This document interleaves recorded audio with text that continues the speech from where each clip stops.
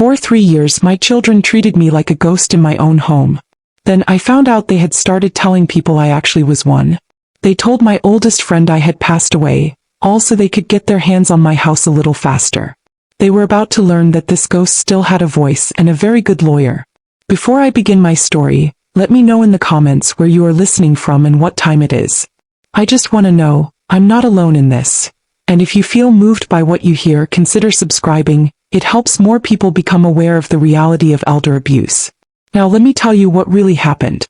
My name is Bernice Washington, and at 74, I had become a ghost in my own home. It hadn't happened overnight. It was a slow, creeping erasure, a gradual fading, like an old photograph left too long in the sun. The house on Chestnut Street, the one my late husband Franklin and I had bought with the first real money we'd ever saved, the one where we'd raised our son Tyrone, the one whose walls had absorbed 40 years of our laughter and our tears. This house was no longer my sanctuary. It had become my gilded cage, and my own son and his wife were my wardens. It had all started 3 years ago with a phone call that had shattered our family's precarious peace. Tyrone, my son of 47, had lost his job. He had been a successful sales manager, a man of ambition and pride, but a corporate merger had left him redundant, his career suddenly, shockingly derailed.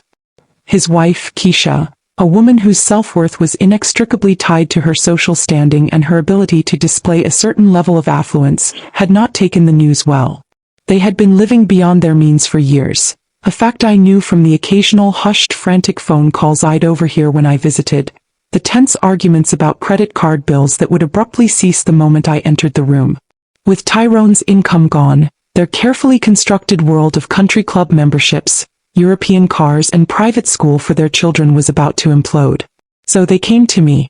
To my small paid-off house, a symbol of a different kind of wealth. The kind born of prudence, of saving, of living within one's means. "Mom," Tyrone had said, his face a mask of weary defeat I hadn't seen since he was a teenager who'd lost a championship game. "We're in trouble. We might lose the house. We have nowhere else to go." What mother could refuse? I opened my home to them, to Keisha, to my 2 beautiful grandchildren. I told myself it was temporary, a soft place for them to land while Tyrone got back on his feet. That was 3 years ago. Their temporary stay had become a permanent occupation. Tyrone, his pride wounded, had taken a low-wage job at a local hardware store, a position he clearly despised. The bitterness of his downfall seemed to poison the very air in the house. He would come home, his face a thundercloud of resentment, and retreat into a world of television and sullen, angry silence. He was a stranger in his own childhood home, a king deposed, and he seemed to blame me, my quiet, stable existence, for highlighting the chaos of his own. Keisha's resentment was a more overt, more venomous thing. She moved through my home with the air of a woman trapped in a distasteful past. My sturdy, comfortable furniture was clutter. My home-cooked meals were quaint, but not what her palate was used to. My quiet, frugal life was, I could tell, a constant, grating reminder of their own spectacular failure. I tried to make myself small to stay out of their way. I retreated to my own master bedroom, the one Franklin and I had shared for 40 years, leaving the rest of the house to them. But even that was not enough. They began to treat me not as the owner of the house, the matriarch of the family, but as a tenant, a burden.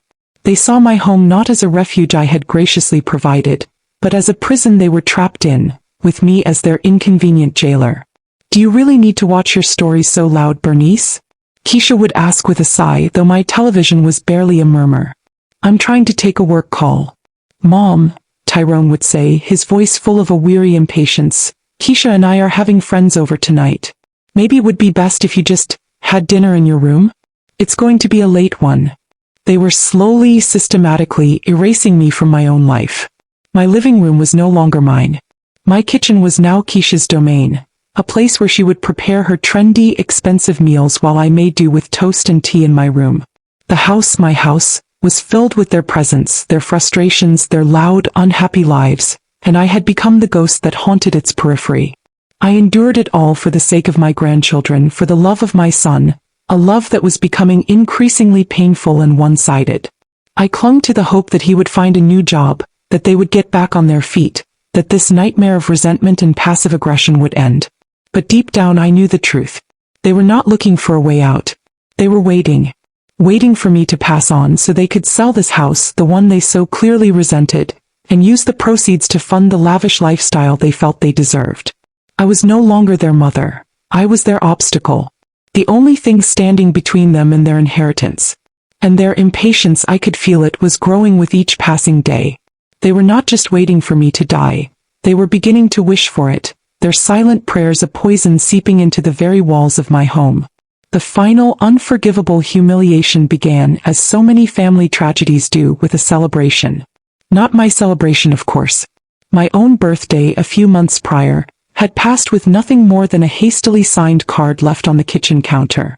No, this was to be Keisha's 45th birthday, and she was determined to mark the occasion with a grandiosity that was completely at odds with their supposed financial distress.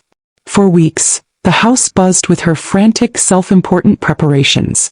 She spoke of caterers, of floral arrangements, of a guest list filled with her own important friends and colleagues, people who needed to be reminded that she and Tyrone were still a power couple, despite their temporary setbacks.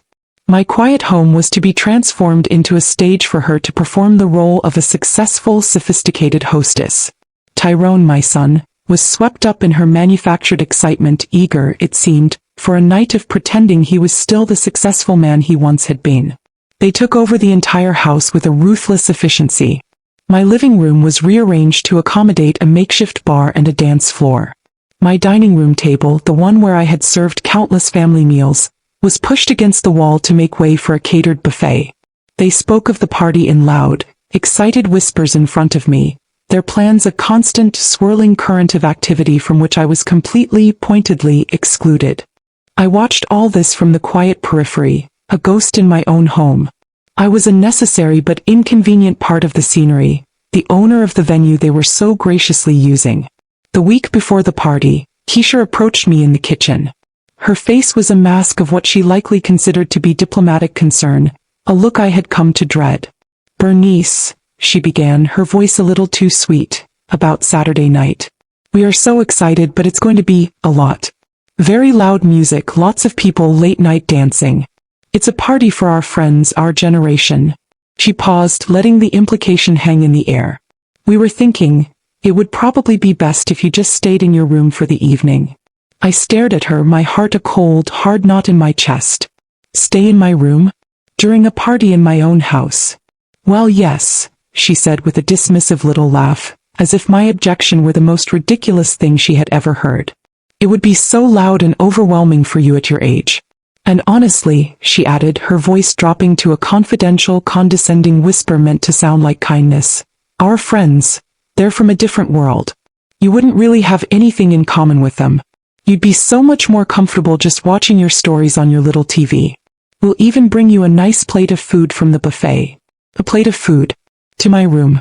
Like a child being sent to bed early, or a servant being fed from the kitchen.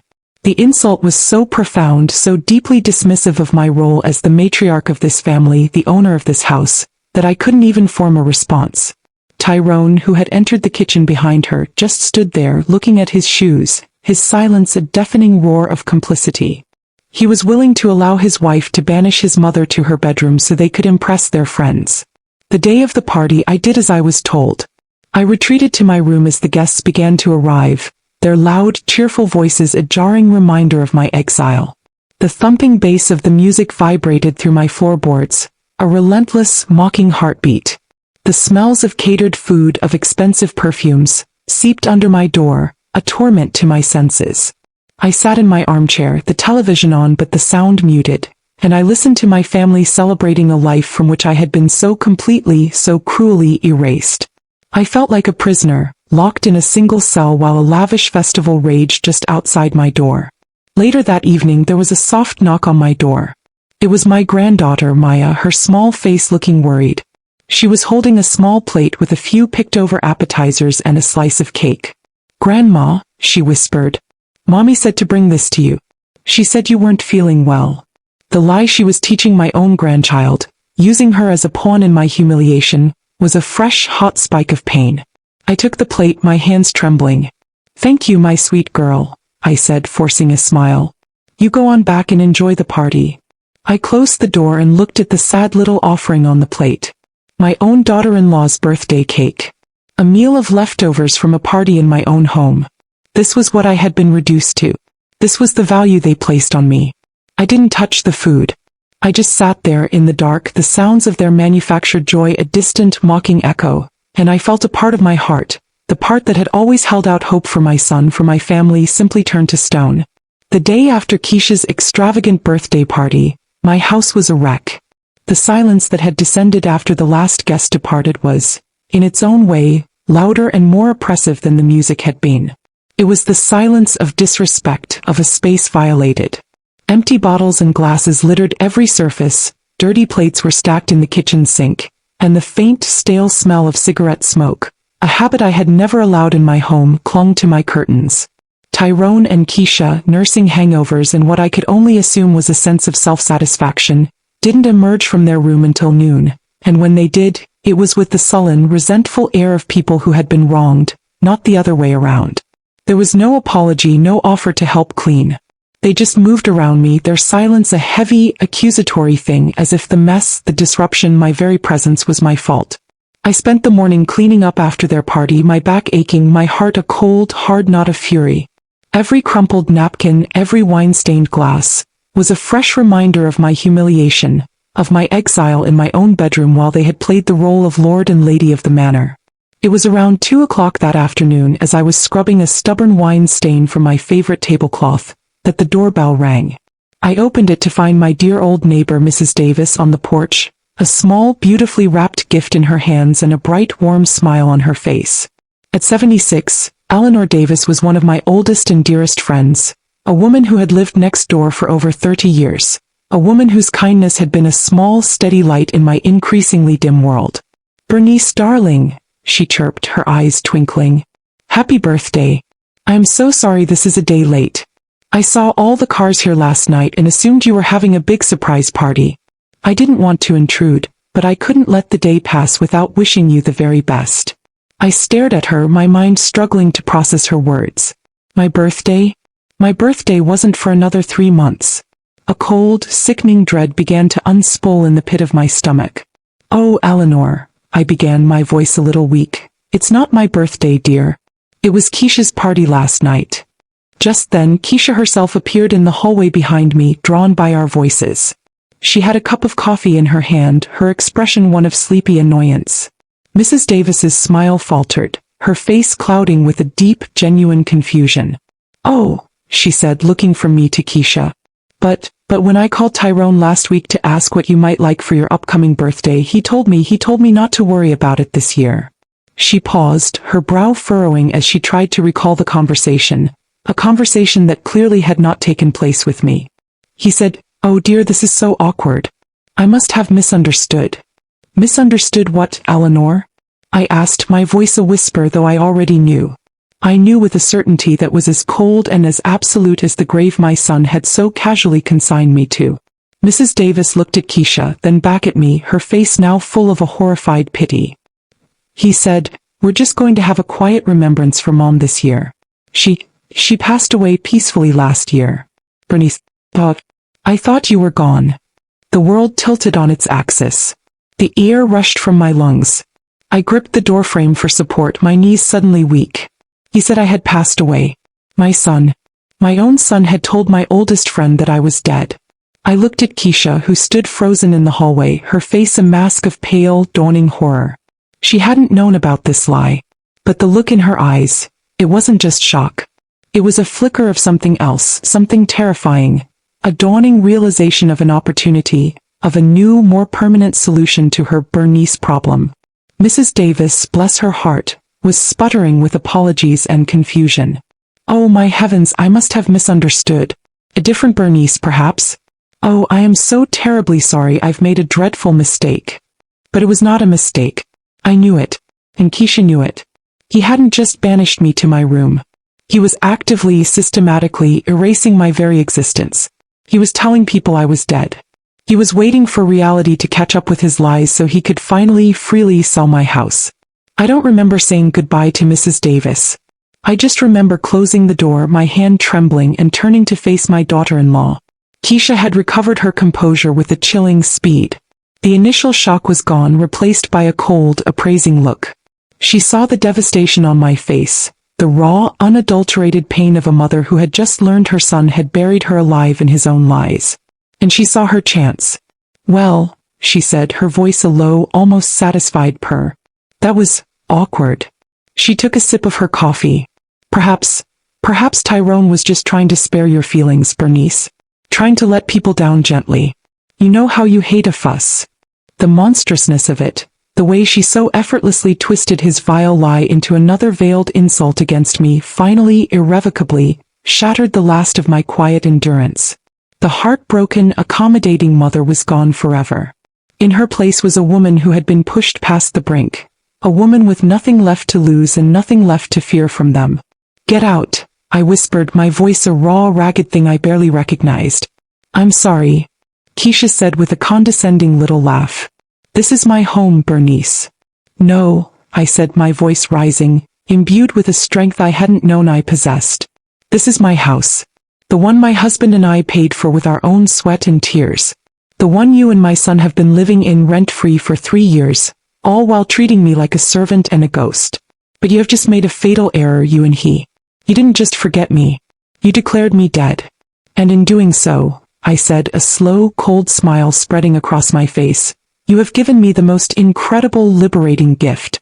You have freed me from any last lingering shred of maternal obligation."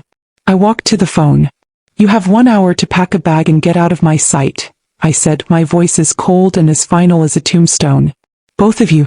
Because if you are still here in 61 minutes, I will be calling the police to report that my son and his wife, who have been living off me for years and telling people I am dead, are now refusing to leave my property. And I have a feeling that is a story the local news would be very interested to hear." Her face for the first time showed a flicker of genuine fear. She had always seen me as weak, as sentimental, as easy to control. She was now seeing the woman who had survived widowhood, poverty, and a lifetime of hardship. She was seeing the woman who was about to burn their entire world to the ground. And she was terrified. The hour that followed my ultimatum was a chaotic symphony of their downfall. Keisha, her face a mask of disbelief and sputtering rage, had immediately called Tyrone at his low-wage hardware store job. I could hear his panicked, incredulous voice through her phone. They had never, in their wildest, most arrogant dreams, anticipated this. They thought they held all the power. They thought I was a spineless old woman they could push around indefinitely. They had forgotten that this spineless woman owned the very ground they stood on. I stood by the front window, my arms crossed, a silent, unmoving sentinel, as they frantically, furiously, threw their belongings into suitcases and cardboard boxes. Their whispers were loud, venomous. I heard Keisha hiss, "I told you she would snap. You should have gotten her to sign the house over last year when she was still grieving properly." And Tyrone's pathetic, whining reply, "How was I supposed to know? That old bat Davis should have kept her mouth shut." They didn't blame themselves, of course. They blamed the kind neighbor who had accidentally stumbled upon their monstrous lie. Their lack of remorse, even in this moment of their own making, was absolute. And it solidified my resolve. They tried to reason with me one last time, standing in the foyer surrounded by their hastily packed life, my house already feeling lighter, cleaner, with the prospect of their imminent departure. "Mom, you can't be serious," Tyrone pleaded, his voice a mixture of desperation and his old, familiar entitlement. "Kicking your own son out? Where will we go? Where will the children live?" "The children," I said, my voice like ice, "are the only reason I let you stay this long. But you have proven yourselves to be not just poor providers but dangerous influences. They will be better off away from your toxicity. As for where you will go," I added, a small, cold smile on my lips, "I believe that is what they call a you problem, not a me problem. You are both adults. Figure it out." With a final venomous glare from Keisha and a look of utter, defeated bewilderment from Tyrone, they left. The slam of the front door was the sweetest, most liberating sound I had heard in 3 years. My house was mine again. But I knew it wasn't enough. The victory felt temporary. As long as I lived here, as long as they knew this house, this significant asset was here, they would see it as their rightful inheritance. They would continue to circle, to plot, to wait for me to die so they could finally cash in. The only way to be truly free of them, to deliver the final, irrevocable lesson, was to remove the prize from the board entirely. The next morning I did not call a traditional real estate agent. That would mean a for sale sign on my lawn, weeks of showings, nosy neighbors, and endless opportunities for Tyrone and Keisha to interfere, to make scenes, to try and sabotage the process. No. My plan required speed, discretion, and a finality that would be as swift and as brutal as their own betrayal. I called one of those "we buy houses for cash" companies, the kind whose signs you see tacked to telephone poles in less affluent neighborhoods, promising a quick closing. I knew they wouldn't offer full market value, that they preyed on the desperate. But in a strange way I was desperate. Desperate for a clean break. Desperate for a swift, untraceable exit from the life that had been a source of so much pain. A man named Mr. Henderson, a surprisingly professional and courteous representative, came to my house that afternoon. He assessed the property, noted its good bones and its prime location, and made me a cash offer. It was, as I expected, about 20% below what I could have gotten on the open market, but it was a substantial, life-altering sum nonetheless. And most importantly, he promised a quick, all-cash closing in under 3 weeks, with no inspections, no repairs, no public listings. It was perfect. We signed the initial paperwork that day. For the next 3 weeks I lived a secret life. By day I was Bernice Washington, a quiet retiree tending my garden, living my life. By night I was a woman meticulously planning her own disappearance. I went through 40 years of memories, sorting, packing, deciding what was truly essential. I packed my most cherished belongings. My late husband's letters, my wedding album, my mother's china, a few favorite books. Everything else, the lifetime of accumulated stuff that my children had so eagerly anticipated inheriting, I left behind. Let the new investment company deal with it. I closed my local bank accounts. I arranged for my pension to be deposited into a new account with a national bank, one with no branches in our city. I bought a new, untraceable prepaid cell phone and number. And with the help of my sister who lived 2 states away, I found a small, quiet retirement community, a place of sunshine and palm trees, a place where no one knew my name or my story. I packed one large suitcase, my final precious collection of memories, and I bought a one-way plane ticket. The closing on the house was a simple, impersonal affair at a title company downtown. I signed the final papers and a certified check for a staggering amount was placed in my hand. It was done. The house on Chestnut Street, my home of 4 decades, my last connection to the life I had known, was no longer mine. On the morning of my departure I did one last thing. I sat down at my old kitchen table and wrote a short letter. I placed it, along with a single crisp $1 bill, into an envelope. Then I mailed it to Tyrone and Keisha's last known temporary address, a cheap motel across town. Then I picked up my suitcase, walked out my front door for the last time without a single backward glance, and took a taxi to the airport. I was not running away. I was moving towards my own hard-won peace. A peace purchased with the sale of their inheritance. A peace they could never, ever touch again. The flight to Florida was a journey through a landscape of clouds, each one a soft, white buffer between me and the life I had just surgically removed. As the plane ascended, leaving the familiar patchwork of my old neighborhood far below, I felt not a sense of loss, but a profound, almost dizzying sense of liberation. For the first time in 3 long oppressive years I was not a burden. I was not an obstacle. I was not a ghost in my own home. I was simply Bernice, a woman with a new life stretching out before her, a life to be lived entirely on her own terms. My new apartment, in a quiet, sun-drenched retirement community near my sister's home, was small but bright, with a balcony that overlooked a small, peaceful lake dotted with water lilies. It was nothing like my old house on Chestnut Street, and for that I was grateful. It held no memories, no ghosts, no echoes of my children's casual cruelty. It was a blank page waiting for me to write a new final chapter. My sister Clara, who had been my silent, long-distance confidant through this entire ordeal, welcomed me with open arms and tears of her own. She didn't judge my drastic actions. She celebrated my courage. "You did it, Bernice," she'd said, hugging me tight. "You finally chose yourself." The first week was a whirlwind of setting up my new life. I bought new furniture, simple and comfortable, that was entirely my own taste. I bought new dishes, new linens, new towels. I found a new church, a new library, a new grocery store. Each small act was a reclamation of my own agency, my own identity. I was no longer Tyrone's mother, Keisha's mother-in-law, a problem to be managed. I was Bernice Washington, a resident of Sunny Pines, A woman with her own life. I thought of them, of course. It was impossible not to. I imagined the moment my letter would have arrived at their cheap motel room. I pictured Tyrone tearing it open, expecting perhaps a plea for reconciliation, a check to help with their expenses.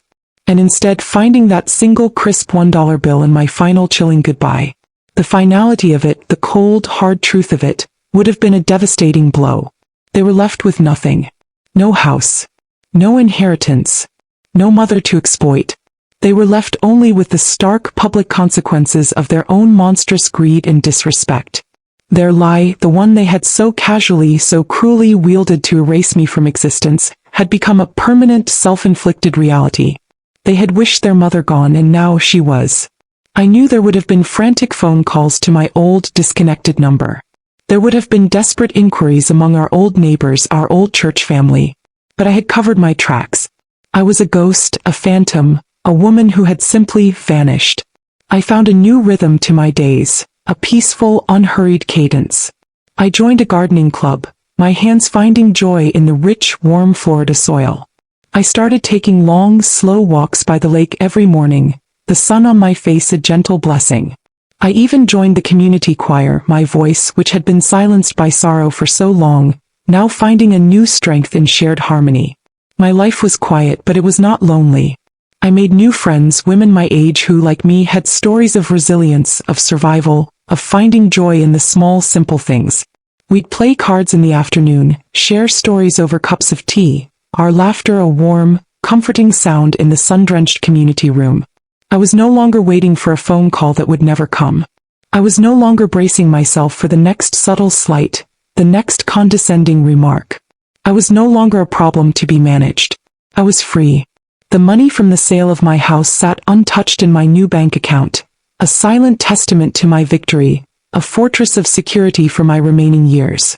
But my true wealth, I was beginning to realize, was not in that account. It was in this newfound peace, this quiet dignity, this hard-won freedom. They had tried to bury me before I was even gone. But they had forgotten one crucial thing about their mother. I, Bernice Washington, was a woman who knew how to plant seeds in even the most scorched earth and against all odds, make something beautiful grow. And my new life, this peaceful, independent, sun-drenched life, was my most magnificent garden of all. I had vanished from their world, yes. But I had finally, miraculously, reappeared in my own. The first year of my new life in Florida passed in a blur of quiet, healing peace. I had settled into a comfortable routine, my days filled with the simple joys I had long been denied. The warmth of the sun on my face during my morning walks, the easy laughter of my new friends in the gardening club, the sweet satisfaction of a life lived entirely on my own terms. The ghosts of my old life, of my children's betrayal, had begun to fade, their voices no longer a constant, tormenting echo in my mind. Then one Tuesday afternoon, as I was returning from my choir practice, I found a letter in my mailbox that made my blood run cold. It was from a law firm in my old hometown. My hands trembled as I opened it. It was a formal legal notification. My son, Tyrone, had filed a petition with the court to have me declared legally dead. I sank onto my sofa, the letter shaking in my hand. I had thought their cruelty had reached its limit. I was wrong. After a year of silence, a year of my peaceful disappearance, they had escalated their war against me. Unable to find me, unable to access the inheritance they still believed was their due, they had resorted to this. A ghoulish legal maneuver to have me officially, bureaucratically erased so they could finally get their hands on whatever assets they imagined I had left behind. My first instinct was a wave of pure, white-hot fury. How dare they? But then a different feeling, a cold, strategic calm washed over me. A court date. A formal hearing. A stage. They had, in their supreme arrogance and greed, just handed me the one thing I had never had in our long, painful history. A public official forum to tell my side of the story, to present my truth to a judge. They thought they were arranging my legal funeral. They had, in fact, just scheduled their own public execution. I immediately called my sister, Clara, who still lived in my old hometown and had been my discreet source of news. Her reaction was one of pure, sputtering outrage. "That boy," she hissed. "That ungrateful, greedy boy. Bernice, you have to fight this. You have to show up and shame him." "Oh, I intend to, Clara," I said, a slow, cold smile spreading across my face. But I won't be doing it alone. I spent the next few weeks preparing. I flew back to my old hometown, staying with Clara, my presence a well-guarded secret. I met with a sharp, no-nonsense lawyer Clara had found for me. I showed him everything. The documentation from the sale of my house, the final chilling letter I had sent to my children, the legal notice of their petition to have me declared dead. He was, to put it mildly, appalled and professionally invigorated. The day of the hearing, the courtroom was a small, somber affair. Tyrone and Keisha were there, dressed in black, their faces arranged in masks of practiced solemn grief. They were performing the role of the heartbroken, abandoned children, forced to take this painful legal step to find closure. They had no idea I was sitting in the back of the courtroom, wearing my Sunday best, a wide-brimmed hat obscuring my face, my presence a silent, ticking time bomb. Their lawyer presented their case, painting a picture of a confused, elderly mother who had tragically wandered off a year ago, likely succumbing to her age and disorientation. He spoke of their tireless search, their heartbreak, their need for closure. It was a magnificent performance of lies. Then the judge, a stern-faced woman with intelligent, weary eyes, asked, "And is there anyone here to speak on behalf of the respondent, Mrs. Bernice Washington?" My lawyer stood. "Yes, Your Honor," he said calmly. "Mrs. Washington is here to speak for herself." I stood up then and removed my hat. A collective gasp went through the small courtroom. I saw Tyrone's face go ashen, his jaw dropping in pure, horrified disbelief. Keisha looked like she had seen a ghost. Her own personal ghost, returned from the grave she had so eagerly tried to dig for me. I walked slowly, deliberately to the front of the courtroom, my steps steady, my gaze fixed on my son. "I am Bernice Washington," I said, my voice ringing with a clarity and a strength that filled the silent room. "And I am very much alive, though it seems my own children have been eagerly and publicly anticipating my demise." What followed was a systematic, brutal dismantling of their lies. My lawyer presented the evidence. The timeline of their neglect, the story of my humiliating birthday party where they hosted their friends while I was hidden in my room, the testimony of my neighbor Mrs. Davis, to whom they had declared me dead. And then, the final devastating blow. The certified letter I had sent them with the $1 inheritance, a letter that proved they knew I was alive and had left by choice, making their entire petition a malicious, perjurious fraud. The judge was livid. She ripped into Tyrone and Keisha with a fury that was glorious to behold, calling them vultures, frauds, and a disgrace to the very concept of family. She not only threw out their petition but sanctioned them for filing a malicious lawsuit and committing perjury. She made it clear that their actions would be reported to the district attorney's office for potential criminal charges. They were ruined. Absolutely, irrevocably, publicly ruined. I walked out of that courtroom into the bright afternoon sun, a free woman. I had been forced to attend my own legal funeral. But I had walked away from it, leaving my monstrous children to be buried under the rubble of their own vicious, greedy lies. And I, the ghost they had tried so hard to create, was finally, blessedly free to live.